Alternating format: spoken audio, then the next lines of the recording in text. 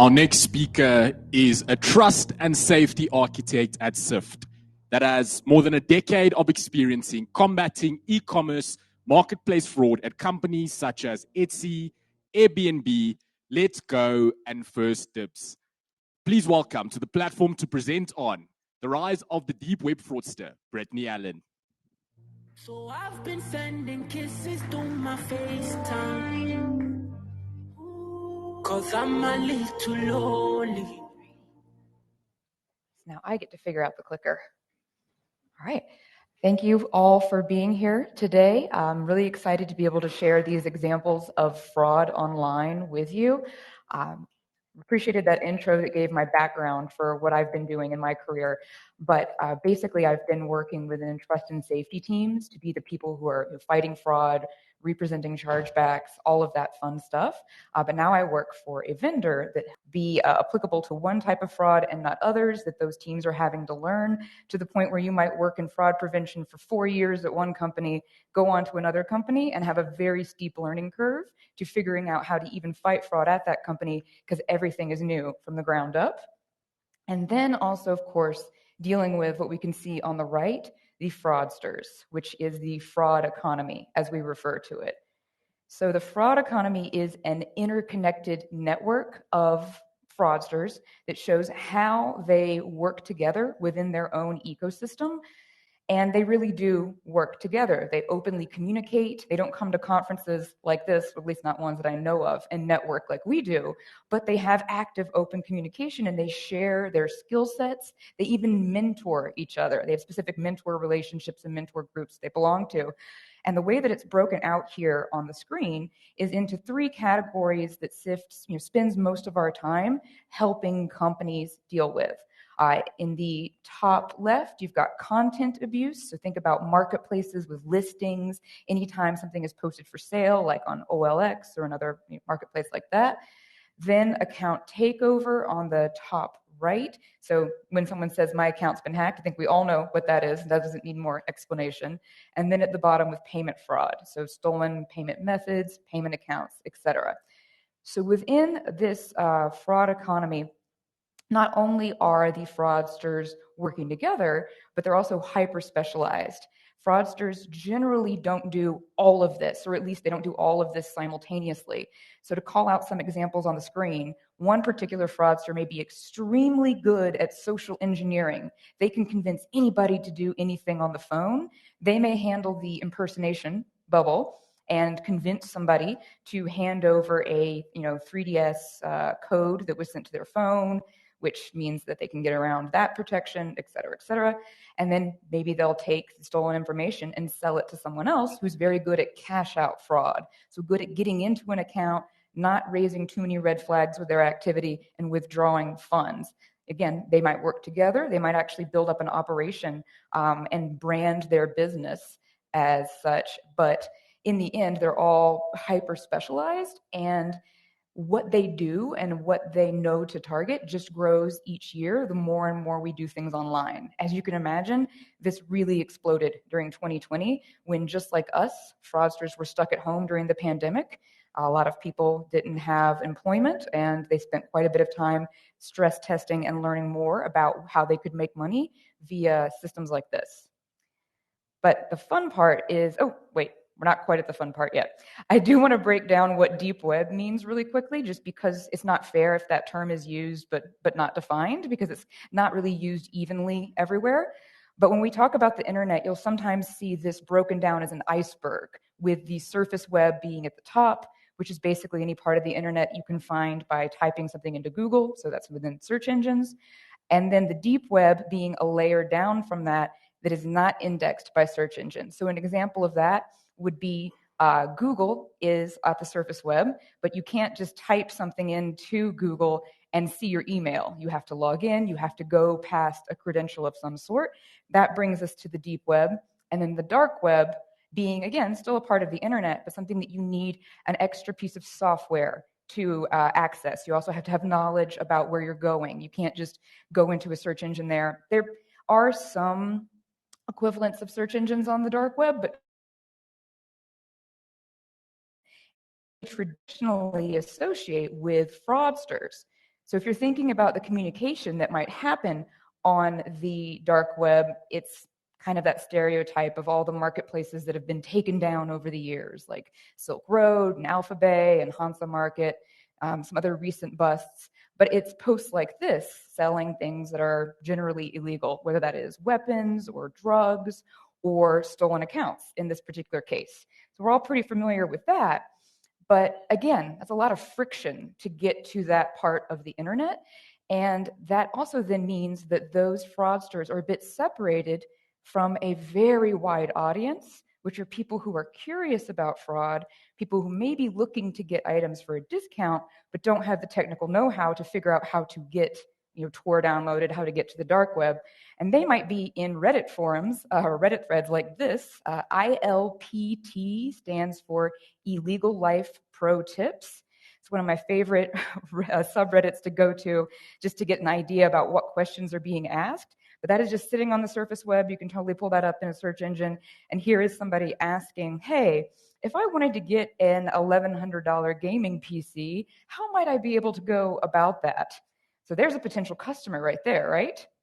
Well, how can we, well, not we, but how can these two people, these two groups be brought together? The comfort zone ends up being in the deep web. So the app that we monitor the most is Telegram. It is a very privacy-focused app. You might be familiar with it. It offers some encryption services, but it generally is a comfortable place for fraudsters to communicate where they feel like they won't be giving away so much information that they'll actually be identified. And yet, it's also really simple to put in the hands of sort of your everyday entry-level fraudster, let's call them that, because all you have to do is go to the App Store, download Telegram. You can go on Reddit and find links to different Telegram fraud groups if you want to get a head start, but you could also just type what you want into search, jump into these fraud groups, and then immediately have everything at your fingertips, including some examples here. Now, all of these screenshots here are for a specific buy now, pay later company. I have obscured the name only because it applies to everybody, so there's no real reason to call out one company. But in this instance, just looking for activity around this one buy now, pay later provider, found accounts for sale, really easily clickable. If you look on the bars there, it says purchase, that's on the very left. The preferred payment method is crypto, usually Bitcoin or Ethereum. They used to say they would accept any coin. That was pretty common. Not anymore. They are circling their wagons around the coins that they think will survive the crypto winter. A little bit of activity about Tether, some about Monero still, but Bitcoin and Ethereum are the way to go. So they'll accept payment in that manner. And then they also provide, in some cases, usage guides. So this usage guide right here is important to call out because I have constantly, over the past, maybe even close to a year at this point, seen fraudsters who have figured out, and this does exist, a multi-factor authentication vulnerability within Yahoo email addresses or within Yahoo service. I saw some nods in the audience. Yeah, I really wish that would get fixed.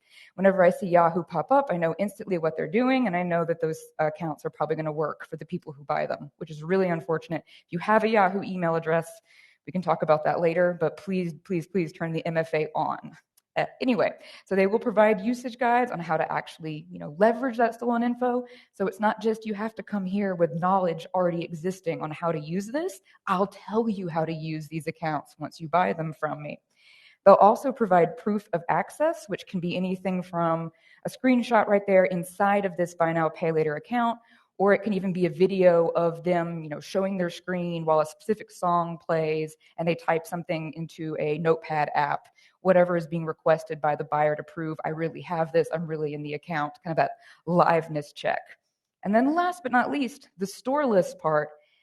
That's kind of a slap in the face to merchants and companies like us, because that is basically using the marketing that this buy now, pay later company put out that said, hey, legitimate consumers, here's everywhere you can use our product. Here's everywhere you can buy with us. And so fraudsters are instead turning around saying to their customers, here's everywhere that you could use these accounts. If you're not familiar with it, here I am being creative in my marketing, come buy from me. They have loyalty programs. They have all kinds of things, which we don't have time to get into today. But as I previously said, they have a lot of time to experiment.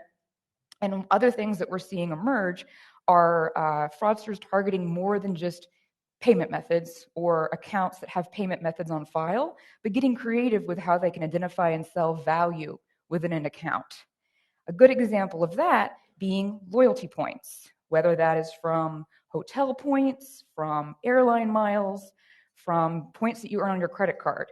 Fraudsters know that not only could that be cashed out via selling those accounts and having someone good at cash out fraud taking the funds, but they can increasingly be transferred to other websites and then be used to buy products, such as this example here.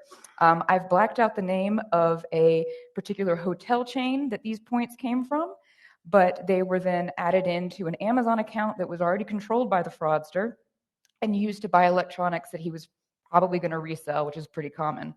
And so in this case, you don't get a full picture if you're the hotel or if you're Amazon of what's actually happening.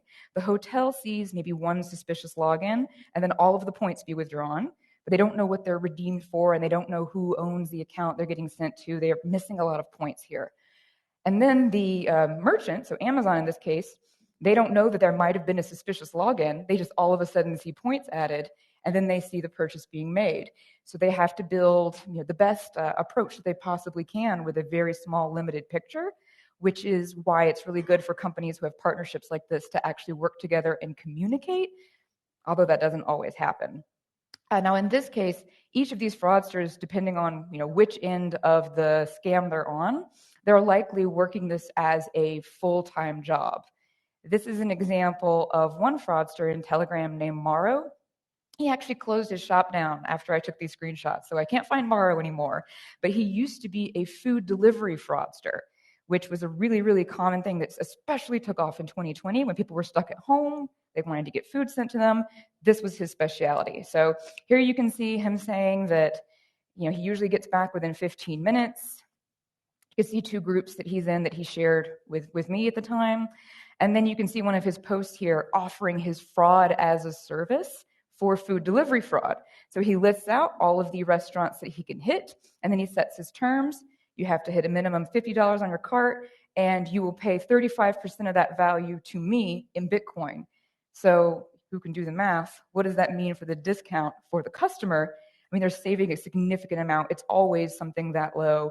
Generally, the customer is saving 80%, maybe 60%, but well over half of the value of whatever they're quote unquote buying by dealing with one of these criminals who is using either stolen accounts or just stolen payment methods to place those food delivery orders and then running the equivalent of a reviews network by posting vouchers, including this one where somebody wrote that they were very excited and they looked good because they got all of this pizza, which they didn't pay full price for.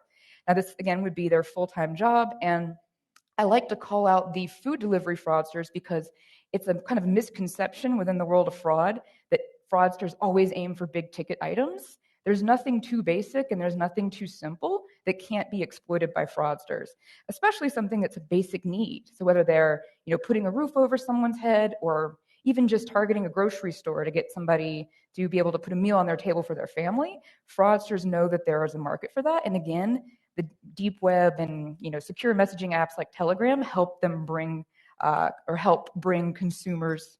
I hate using consumers. I don't have a better word for that, but those entry-level fraudsters together with the professional guys. The hungry. In that case, absolutely.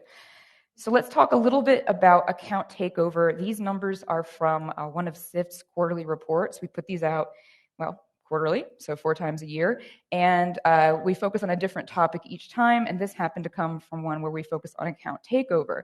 Some of the bigger callouts that I want to point to for the data, besides the numbers on the left that just show massive increases in account takeover from 2019 through to 2021, are the numbers on the right, which came from consumers who we surveyed, legitimate consumers, not those hungry ones we were just talking about. But we found that from their responses to our survey that 48% of ATO victims usually have their account compromised between 2 and 5 times. I don't think I need to tell you why, because I believe somebody mentioned it earlier today on the stage about password reuse. If someone uses the same email address and password combination on one website, fraudsters are more than happy to test that combination all around the internet, and that person becomes an almost chronic victim of account takeover. But I want to even call more attention to the bottom right statistic of 74% of consumers would stop engaging if their account was hacked on a specific site or app. So if you are in a market that is highly competitive and your users are seeing that their accounts were suddenly inaccessible or their funds were liquidated, or even if you were able to stop the ATO at a certain degree, add the funds back into their account and then restore access, if you're not able to completely restore their account to how it was when they left it, it's almost like they're walking back into a home that's been robbed or burgled. If there's messages they didn't send, if there's still remnants of that unauthorized access, and that can lead to brand abandonment. On the flip side, fraudsters will openly talk about which websites are easy to target versus those that they consider almost impossible. They'll say they're up or down. So someone will ask, can you do refunds on Amazon? They'll say, no, Amazon's down, which means that at this moment, whatever their vulnerability was is no longer active. But if they can get back in, they'll announce that it's up again. So that kind of brand reputation cuts both ways. All right, so let's look at some examples of bypassing KYC. We don't need to spend too much time on SIM swap. There was another speaker earlier that did a good job touching on that. But of course, fraudsters can provide that as a service. That might be one of the ones that's very good at social engineering, getting on the phone and convincing the cell phone company to actually, swap the SIM. But then there's the more basic level of services that are also available on Telegram, including fake IDs. I don't know how well you can see it. This is a terrible fake ID for many reasons. But can you tell what image the fraudster used for this particular ID? Pablo Escobar, indeed. So beyond it just being the wrong color, the wrong type of photo, everything else for a New York State license, they went ahead and used Pablo Escobar as a picture. And there's, I don't know if you can see the comments under that, but bruh, that ID looks so fake, lol. I love this. I like to see fraudsters get roasted by other fraudsters. But moving beyond that, there's fraudsters who are then maybe a little bit more skillful, and they put together something like this. Now, that ID still looks terrible. I live in New York, so I know what New York State IDs look like. I've spent years of my career, doing ID verification. I worked for a luxury company for a while, so if you wanted to buy a $200,000 Hermes Birkin handbag, I had to know that your ID was real. So, that's a terrible ID, but it's a little better. It's a little nicer looking, and it's got a fake social security card next to it, so maybe it would pass a less scrupulous merchant's ID verification program. But the real thing to be afraid of, again, going back to that fraud as a service, are people like this, who will have a live human being who matches the face on the ID and is willing to do ID verification and provide that service. In some cases, they'll use it using some deep fake technology, so all they need is somebody who looks generally like the ID, and they can swap the faces in and out. But in other cases, it's a very clear photo like this, which actually could pass examination.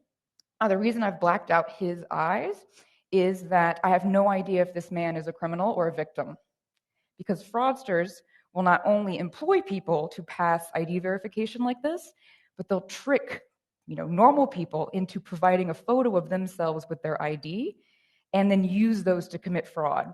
One common way that happens is maybe applying for a job online, or otherwise, pretending to provide some kind of service, and then requiring people, not always in this manner that he's holding it, but requiring people to send in a selfie and a photo of their ID, and then just immediately flipping that around and using that for fraud. So I have no idea if this guy is legit or not, so blacked out his eyes.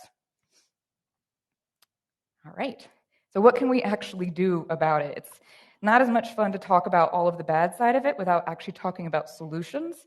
So 2 topics I want to touch on starts with this: high-level digestible data.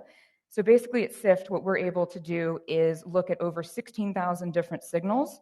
Not all of those have to be sent over to us, but we can accept a very large variety of signals and then try to parse out, how can we tell if this particular transaction, login, or maybe posting to a website, if this particular event is risky, is suspicious, or if it is actually a legitimate customer that you shouldn't put any friction in front of. So we'll look at identity for one. Have they changed a lot of the information on an account, which could be indicative of an account takeover? We'll look at behavior. Some of my favorites there are actually just things that you never would consider otherwise, like is somebody typing their name in on a website when they're entering their payment details, or are they copying and pasting their name in? you'll never copy and paste your name in. You might have it autofilled by your browser, but you're never going to copy and paste Brittany, copy and paste Alan. It's just not how we work. But a fraudster who has a list of stolen credit cards would be doing just that. So what can we look at for behavior? Then also similarity.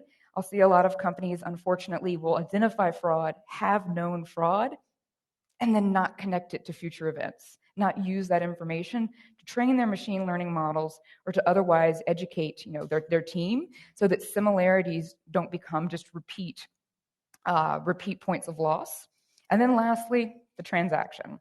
What is the person purchasing? Is it well outside of their usual purchase limit? What does that look like? And at the time, what can you identify, especially if it's a pattern like this? So I spent a while talking about the fraud that we see on Telegram, which is a little bit more manual, takes some kind of research, but it's still interesting knowledge to have. And when you combine the two with then using a machine learning platform that can look at way more data than a human could ever look at in a short amount of time, you start to put together a plan like this for fraud prevention. That example is from one of SIF's customers. I found this breakdown on Telegram that basically said, here's how to rip them off via their app. And it was really funny when I presented this to them. One of the people on the trust and safety team got mad because they had been telling product that this was a gap in their integration with their payment processor for months. And finally, I had the proof that it was costing them money, and they could finally, argue a bit more for that to be moved up on the product roadmap to be fit. So I do like to help in instances like that, but it's kind of stressful when suddenly they mute their mic and you can see them being like, I knew it, to each other, and you're on the Zoom trying not to ruffle too many feathers. Then also there's the idea of dynamic friction. So we've talked a little bit about not wanting to put friction in front of good customers during this conference. I am completely behind that. If they are somebody who, comes to your website and takes, specific path, and when you're looking at certain events, has no, cause to raise suspicion, then you don't want to make it more difficult for them to purchase your product or use your service. Whereas if somebody came with more suspicious looking activity, you could then step them up, send them to different challenges, whether that's 2FA or whatever other kind of checks that you have within your company. And that's a very different path that could then lead to, based on how the scoring comes out, an order being declined. Not too much more to add on the dynamic friction, but it's still something good to call out because I actually have worked with one company that within their country, they are basically the only company that does what they do. And they have the attitude of, if somebody wants to get on our platform, they'll just try again. And they'll just try again because they have no alternative. They have to come to us.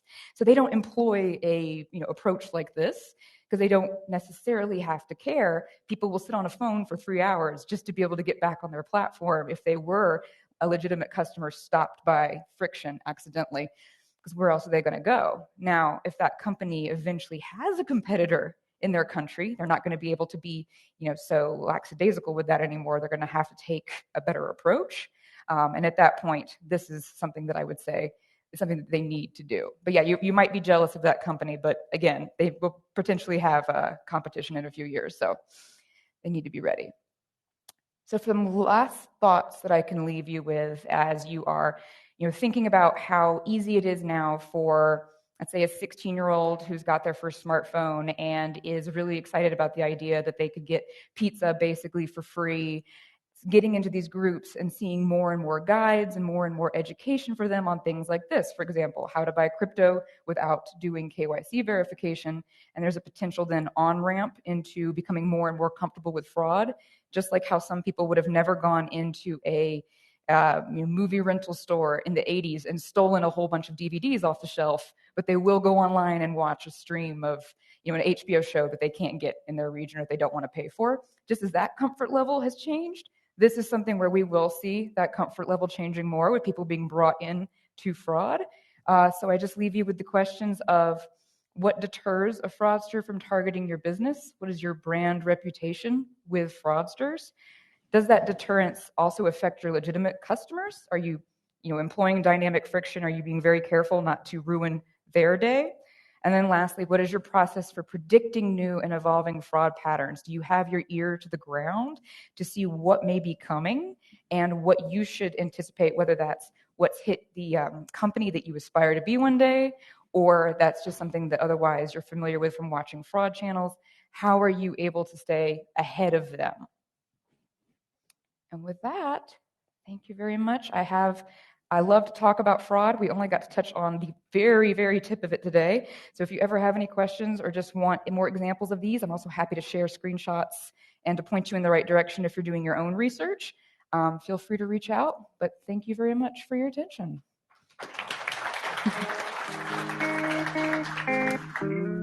Wrote you a letter. Big thank you to Brittany Allen. So, ladies and gentlemen, we will take a 5-minute coffee break, and then we'll continue again at 15:40 with our next round of speakers. So you can take a 5-minute coffee break, and we'll see you everyone at 15:40. Thank you.